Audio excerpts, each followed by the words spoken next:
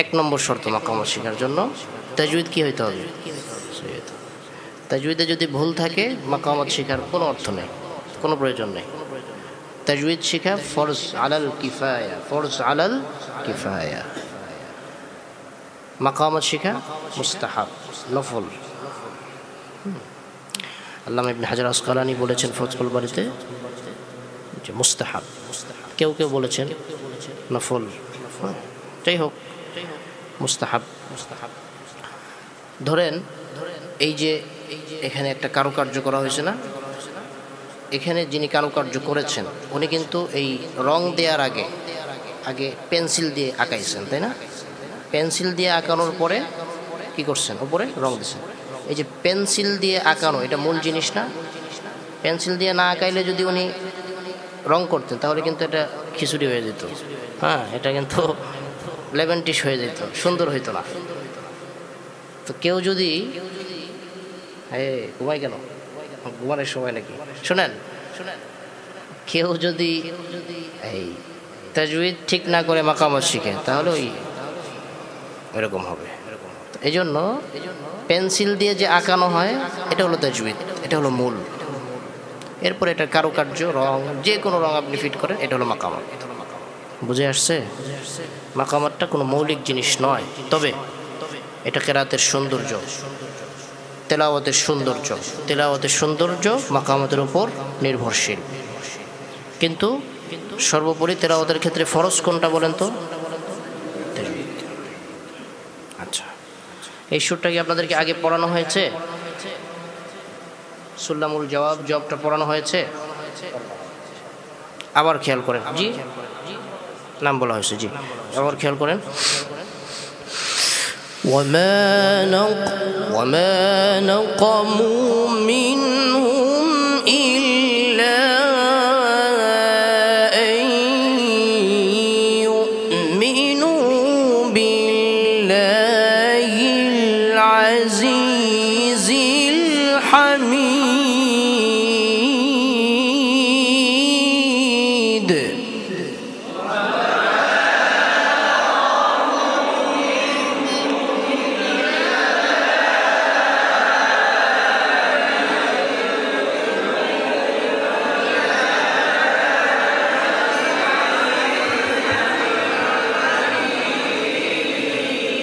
কে পারবেন বলেন?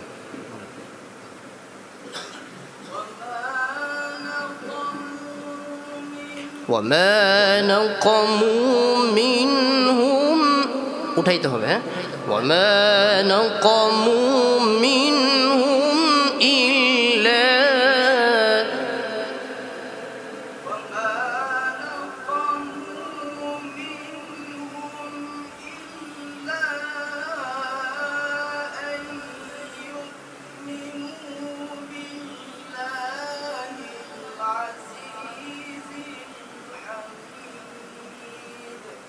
আচ্ছা, এই যে জিজ্ঞেস করছি কেউ বলতেছেন না, এরকম করলে কিন্তু কেরাত শেখা যাবে না। কেরাত শেখার জন্য লজ্জা আপনার ভেঙে ফেলতে হবে, একদম টোটালি লজ্জা করাই যাবে না।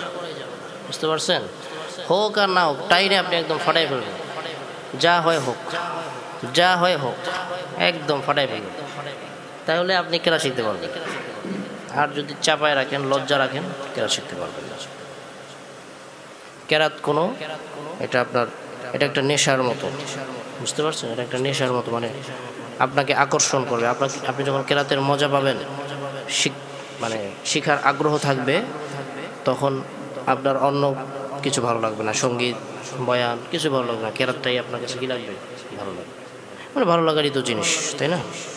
আচ্ছা, আবার পড়ি আমরা। সুরটার নাম কি?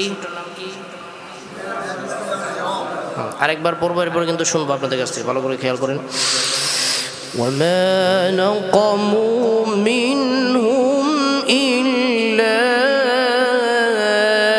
أن يؤمنوا بالله العزيز الحميد।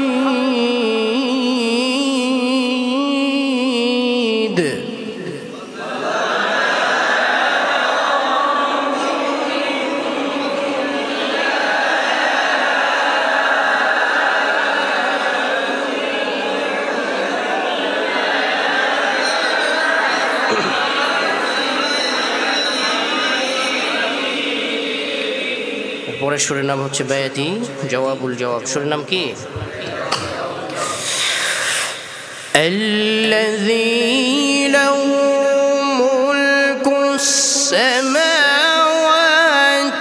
والأرض والله على كل شيء شهيد.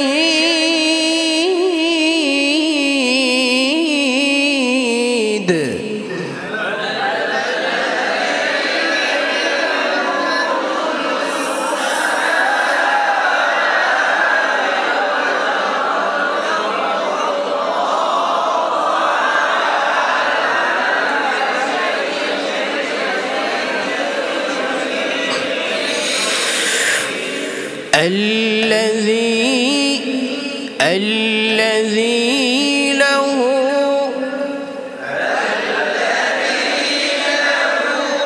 আবার বলেন الذي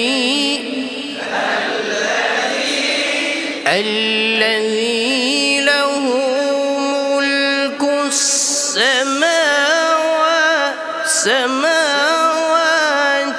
والأرض. বলেন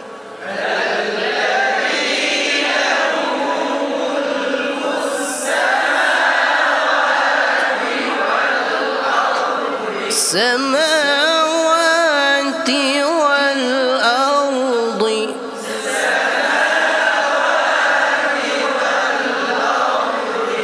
الذي له ملك السماوات والأرض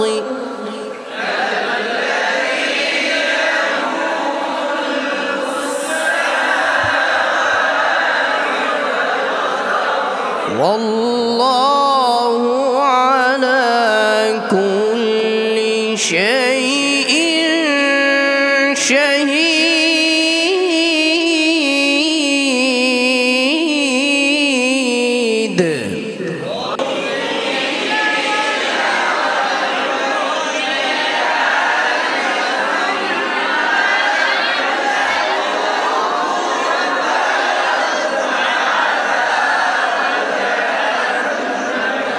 বাস আজকে এই পর্যন্ত থাকুক।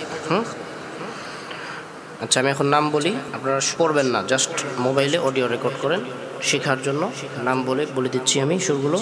أعوذ بالله من الشيطان الرجيم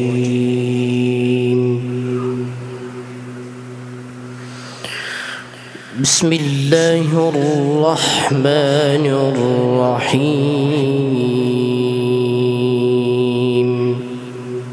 بياتي أصلي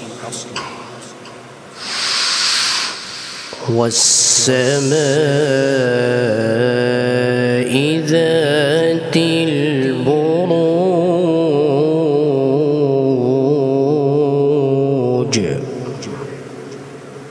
بياتي قرار أطلب بياتي نوى. واليوم الموعود وشاهد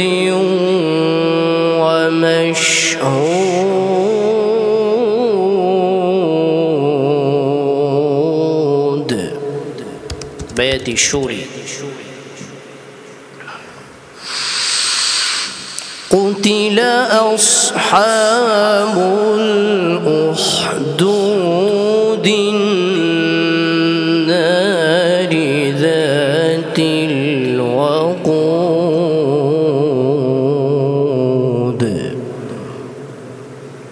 بياتي حسيني.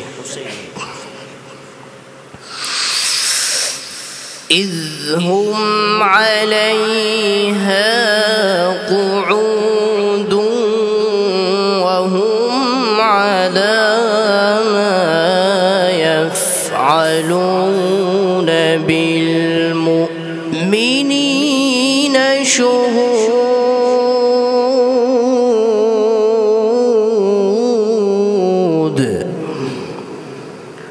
بياتي جواب أو بياتي سلم الجواب.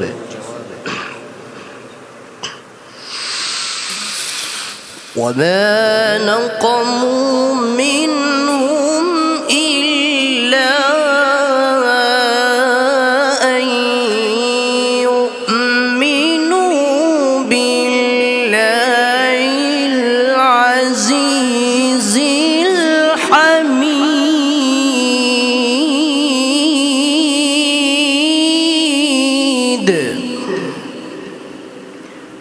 بيأتي جواب الجواب.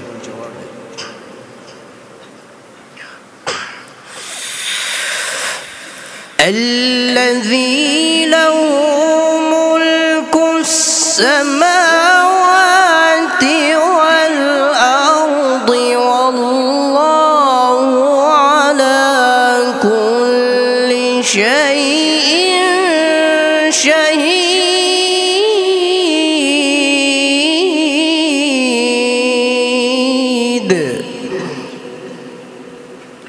بيأتي جواب الجواب كردي أثم بيأتي جواب الجواب مع الكرد.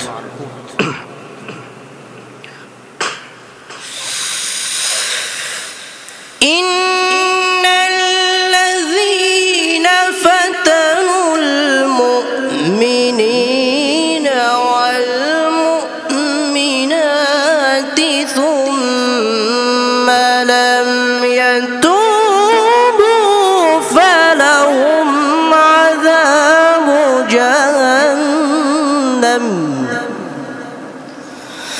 فلهم عذاب جهنم ولهم عذاب الحريق.